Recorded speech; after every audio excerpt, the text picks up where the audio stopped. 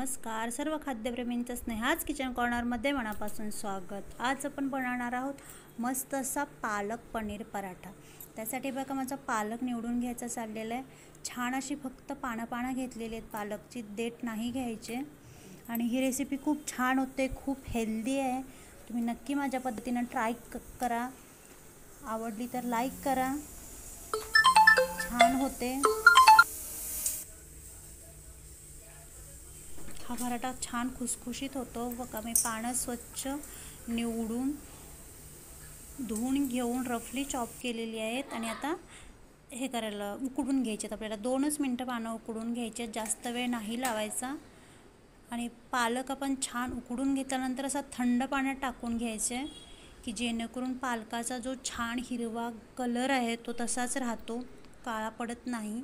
आता आपण त्या मिक्सरमध्ये घालते थंड झाल्यावर। त्यासाठी 1-2-3 हिरव्या मिरच्या घेतलेल्या आहेत आणि लसूण घेतलेलं आहे। हे बघा मस्त अशी पालकची पेस्ट आपली तयार आहे। छान होते, कलर बघू शकता तुम्ही, असा मस्त हिरवागार राहतो थंड पाण्यात टाकल्यामुळं। त्यामुळे तुम्ही नक्की ही स्टेप करा। आता मी गव्हाचं पीठ घेते, चाळून घेते पीठ। नेहमी मी चाळूनच घेते, तुम्हाला तसंच असं चालत असेल घेतलं तरी चालेल। हे बघा त्यात आता मस्त आपण आता पीठ चाळून घेतलेलं आहे। आणि मी आता तुपाचं मोहन घालते, त्यामुळे तुपाच्या मोहन घातल्यामुळं आपला पराठा छान खुसखुशीत होतो, मस्त होतं। वरचं कवर होतं ते छान होतं। नक्की तुम्ही तूप गरम करून घाला, मोहन तुपाचं, आणि ते छान पिठात मिक्स करून घ्यायचं। आणि आता आपण पेस्ट जी तयार केली होती पालकची पेस्ट, ती आता आपण काढून घेणार आहोत। मस्त होतात हे पराठे, तुम्ही नक्की ट्राय करा, छान होतात। आता ही पालकची पेस्ट छान अशी मिक्स करून घ्यायची।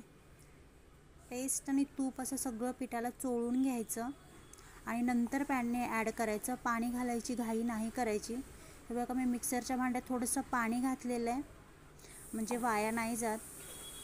आणि असं छान असं चपातीसारखा छान असा घट्ट गोळा करून घ्यायचा, थोडं पाणी घालून।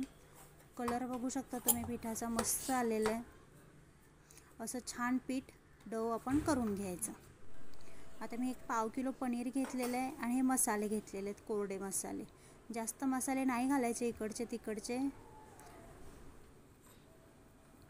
हे मी असं छान असं पीठ, छान असं पनीर असं किसून घेते, बघू शकता तुम्ही।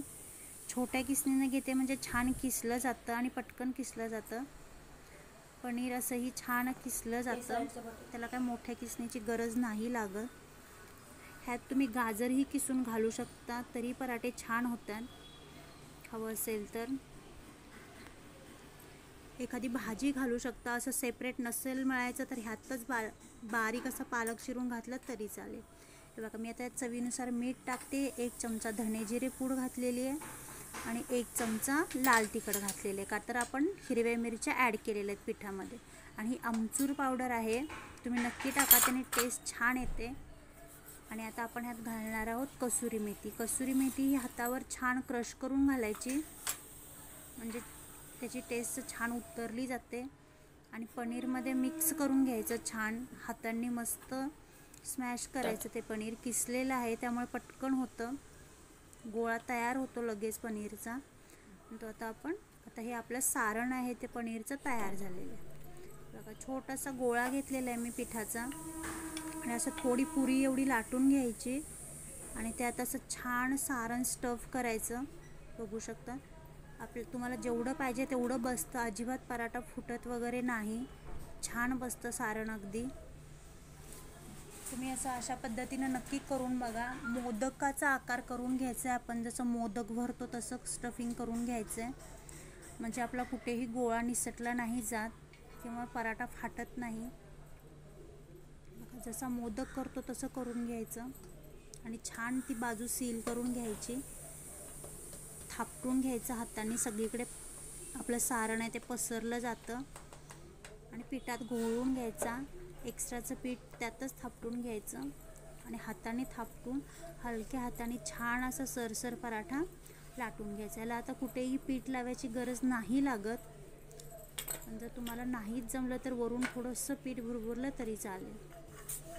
आपला डव आहे तो एकदम छान मळून झाला होता, त्यामुळे आपल्याला पीठ लावायला नाही लागलेलं. बघा एकदम सरसर पराठा लाटून होतो. एकदम हेल्दी रेसिपी आहे ही, खूप छान होते, जास्त वेळ नाही लागत. पराठा आहे बघा, एजेस बघू शकता तुम्ही, जास्त पातळ नाही किंवा जास्त जाडही ठेवलेला नाही आहे. तर मी दुसरा पराठा स्टफ करून दाखवते तुम्हाला. आपण मोदक करताना जशा पाऱ्या एक एक एक एक करून घेतो, अगदी तशा सहज करून घ्यायच्या, म्हणजे आपला पराठा कुठेही फुटला नाही जात.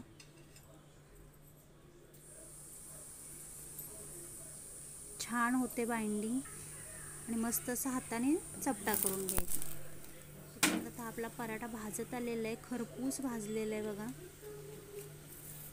लगेच भाजतो, छान होतो आणि खरंच टेस्टलाही खूप छान लागतो. मुलांना स्कूलमध्ये टिफिनला द्यायला खूप छान रेसिपी आहे ही.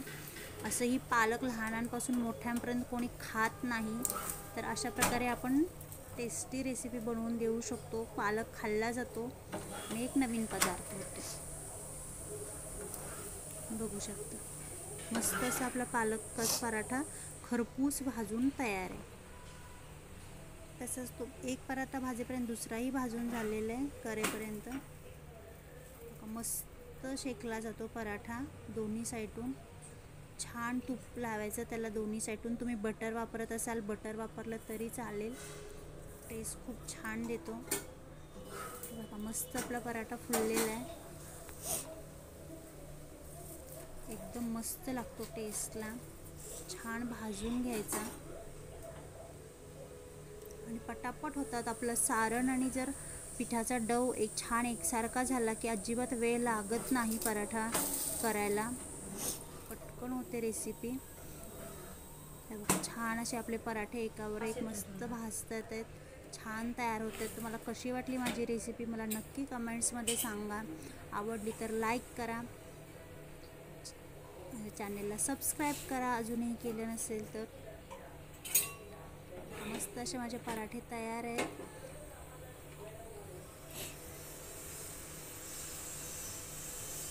पटापट होतात, अजिबात वेळ नाही लागत, मस्त फुलले जातात. गरम गरम खायला तुम्ही चटणीसोबत खाऊ शकता, सॉससोबत खाऊ शकता, दह्यासोबत खाऊ शकता आणि खरंच मुलांना स्कूलमध्ये देण्यासाठी एक बेस्ट ऑप्शन आहे. छान होतो, मुलांनाही खूप आवडतो, माझ्या मुलांना तर खूप आवडतो. रेसिपी आवडली तर लाईक करा.